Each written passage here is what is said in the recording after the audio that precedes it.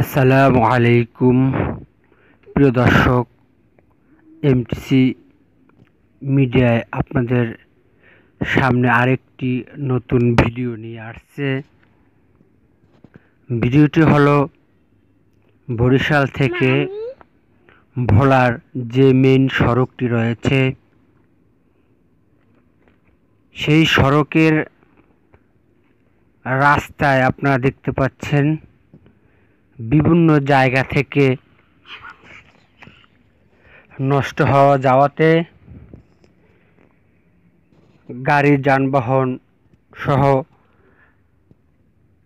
গণমানুষের চলার ক্ষেত্রে অসুবিধা ধারণ চলছে।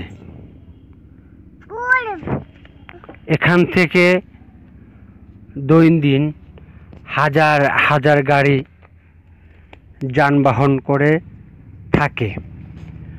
ভোলা থেকে সরাসরি লাহারহাট নেমে বরিশালের যে কোনো প্রান্তে গাড়িগুলো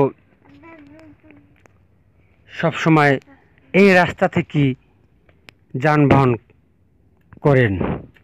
সেক্ষেত্রে রাস্তার যে ব্যবস্থা রয়েছে তাতে প্রত্যেকেরই অসুবিধা হয়েছে। আমরা দৃষ্টি করব সরকারের প্রতি, এই রাস্তাটি অতি তাড়াতাড়ি